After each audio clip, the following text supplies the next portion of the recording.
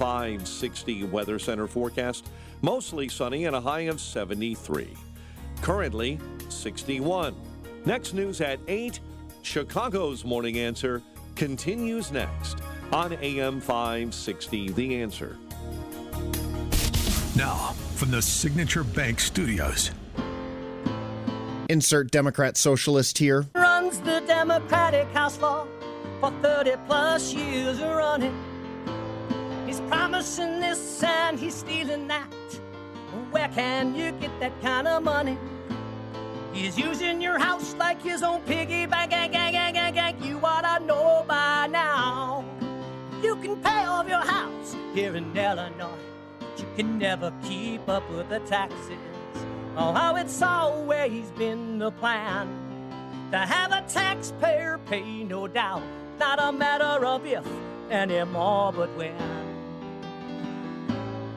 You're moving out.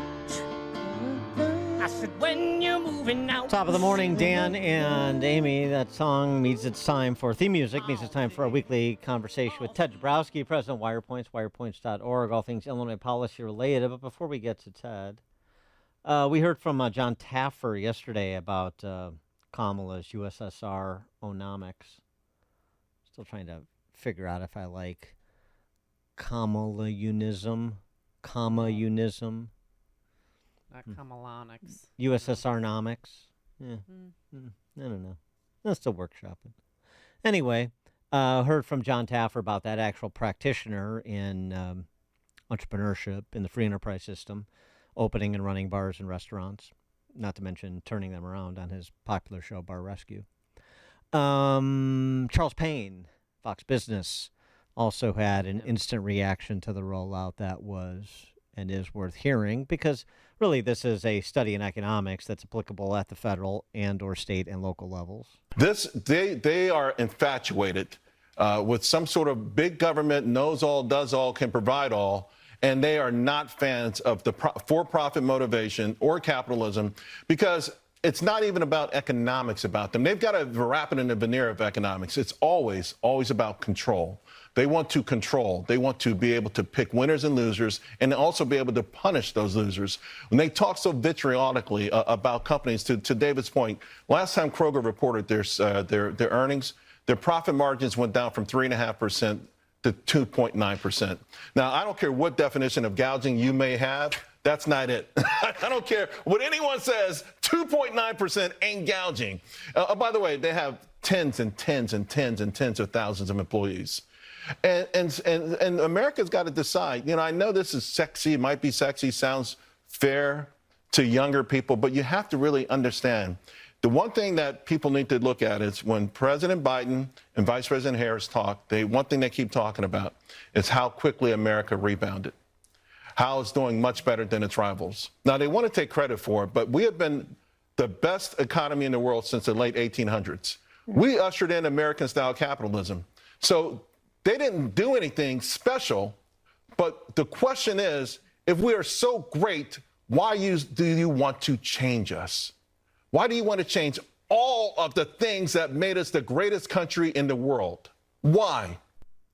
One of the other things that goes unappreciated about this business of government price setting is talking about the big guys, the Krogers of the world. They'll be okay.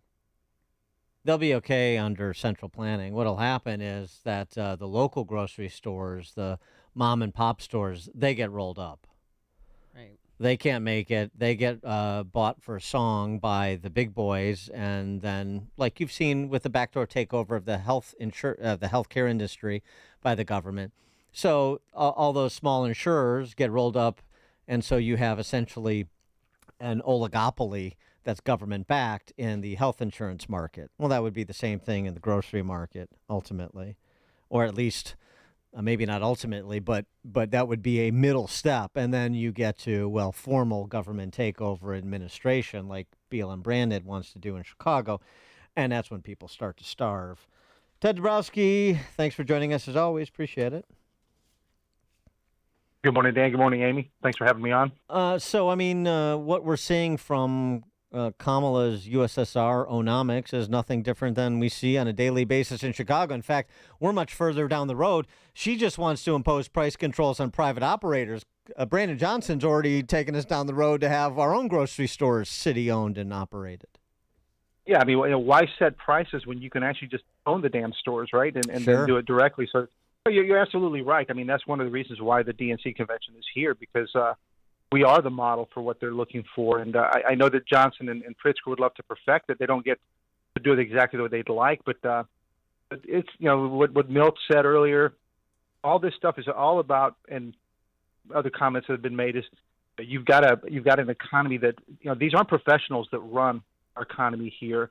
These are, I'm not sure what word we want to use. They're not competent leaders. They're players. And they're dangerous because they don't trust markets. So therefore, they are the ones that have to be in control. They have to pick companies, have to pick winners and losers. They have to set prices. They don't know history, so they'd rather just control things their way rather than let the markets determine those things. Or they do know history, and they have bad motivations. I know that's always a difficult thing to believe about people having interests, ambitions that come at your expense, but they do. Yeah, well, that's true. I mean, I would say some don't and some do, right? And they're both dangerous in their own ways, right? Maybe one's more dangerous than the other, but I agree with you. Well, isn't it ironic? I mean, the federal government taxes us, 30%, and they suggest that grocery stores making 1.5% profit are greedy, when who's really greedy? Yeah, I mean, we see the greed when we have the highest taxes in the country pretty much here in Illinois, and we have the property taxes and the greed that goes with that to fund for these amazing pensions that we pay out, and duplicated governments and bureaucrats and all that. That's where the greed is. But they play the game better than the average Joe does, and so that's why they win. Well, 30% is your marginal tax rate. Boy, that must be nice. Well, I tell you, just real quick, and I tell you what they forget is that they complain about a Kroger, but in the real free market world, you allow for a lot of competition. Right now we have a corporate capitalism kind of thing where we kind of hurt competition, but with real competition, we'd have better products, lower prices, et cetera, but they bastardize competition, and therefore that's why they think they have to step in. Yeah, and it's the same old, cleaning up your own messes, right? This is there's a Groucho Marx line about this, misapplying the wrong remedies to the messes that you make, and so part of it was this $25,000 housing allowance too for people to make housing more affordable for people, and so on and so forth. Casey Mulligan, an econ professor at the University of Chicago, tweeted out, I'll let others argue the effect of inflation on housing costs, but here are 16 other ways that the Biden-Harris made new houses more expensive whether owned or rented. By tightening regulations on, and he's got the citations, but I'll just list, tightening regulations on microwave ovens, conventional ovens, stovetops, refrigerators, freezers, washing machines, dishwashers, clothes dryers, water heaters, air conditioners, ceiling fans, furnaces, boilers, heat pumps, lamps, and light bulbs. The regulatory piece of this, too, is another part of the conversation. So they make a mess and say, we're going to come here as the savior. We're going to give you something on the front end while we've been taking you apart on the back end and hope you don't make the connect the dots. Yeah, and then you have to add to that, right? When their policies don't work, it wasn't that it didn't work; they just didn't do enough of it. So they got to do more of it. And make it bigger. This is what I found. They pile policy fixes on top of policy fixes, and what you get is a mess that you can't figure out what the hell's under there after they're done. And that's what makes it so hard to reform things, because you've got to unwind tons of junk, and it's hard to peel back those Band-Aids because there's so many of them. So you being Wirepoints.org put up a couple of billboards around town to welcome the new Bolsheviks from around the country, as did I. And what do yours say? I saw yours. Yours are nice. Mine are better, but yours are nice. Oh, yes. Let's compare billboards, shall we? Different style, different brands. Right? Yes. Well, what do they say, and where are they? Well, so they're on one's on 294, right there at Devon Avenue. So you get off the well, you go on 294 right after that, after the airport. There it is, and then another's on Jane Addams coming right into the city. And they're one of the bigger ones, digital, more affordable. Mm-hmm. What we wanted to do is just get the facts out, simple, clean facts within the Wirepoints brand. So less rhetoric and more fact. And the fact is, Illinois is shrinking in population. The fact is that Chicago has the highest unemployment rate in the country among the big cities. The fact is, violent crimes are up. We're trying to get the facts out because we're not going to hear them at the DNC, and the media's not going to report them outside of your radio station and probably the Fox network. Yeah. So what do you focus on? You just focus on what you just said, the highest unemployment rate in Chicago, highest unemployment rate of a big city, and the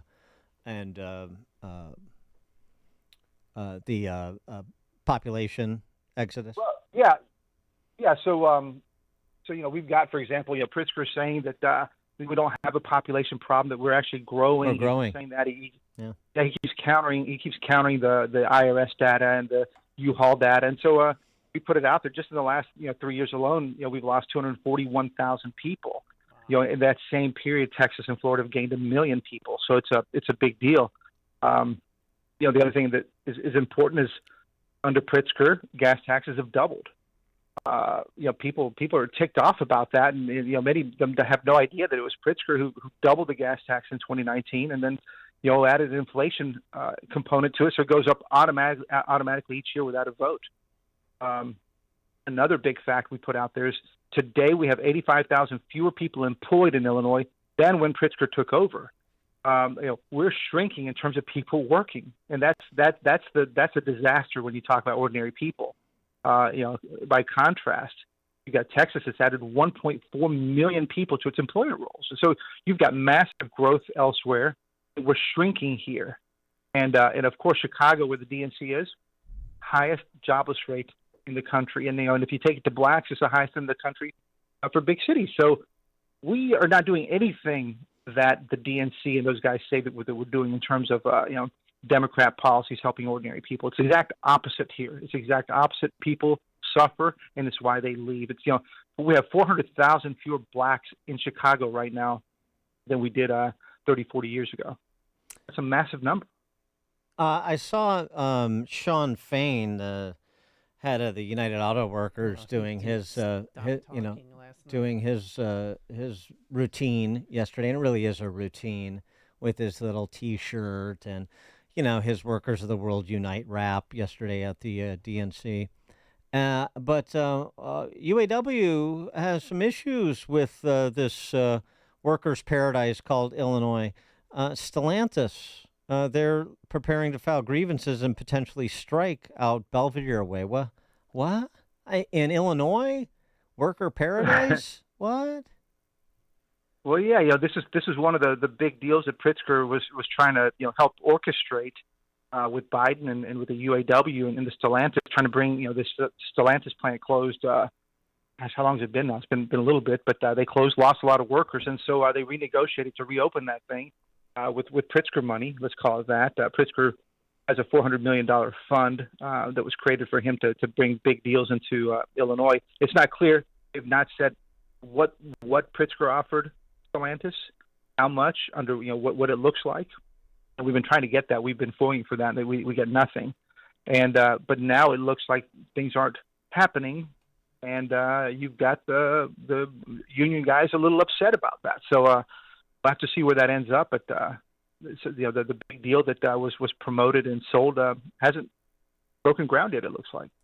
Golly gee, the UAW is upset. Chicago Teachers Union is asking for a mediator in their contract talks, and also a new superintendent. I mean, what is going on? I thought this was going to be an era of good feelings between labor and management, and yet we have these problems. Well, labor is like the dog chasing the car. It caught the car, and now it doesn't know.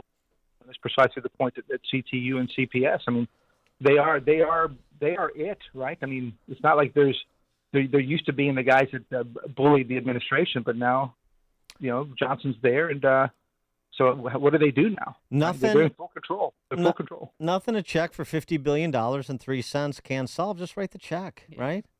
I mean, Yeah, just write the check. Who cares? That's what I'd say. Well, yeah, it's big numbers. I don't know if I believe the numbers right now, but they're saying that CPS is saying that, and if CPS is saying that this is it's turned into a real pretty good match between CPS and CTU, but they're saying that there could be a $4 billion hole in the next few years if that contract is signed. And so whatever. I mean, that is bankruptcy, blah blah blah blah blah. But we'll see what happens. Yeah. Just write the checks, even if they bounce. Who cares? Somebody will come along and pick it up.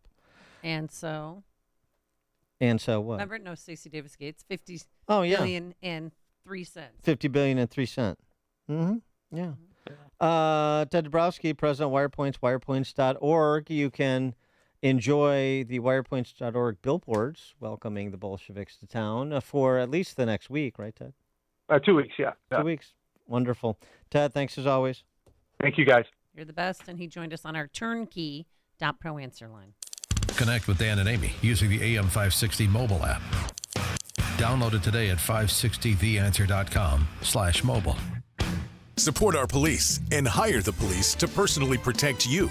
You've watched the news. Rising crime has been affecting our everyday lives in Illinois more and more these days. Blue Star Security can protect you, your business, or your place of worship.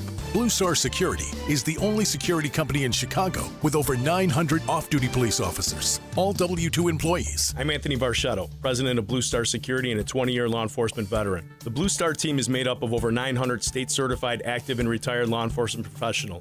We serve businesses and private organizations with supply chain and special event security and also protect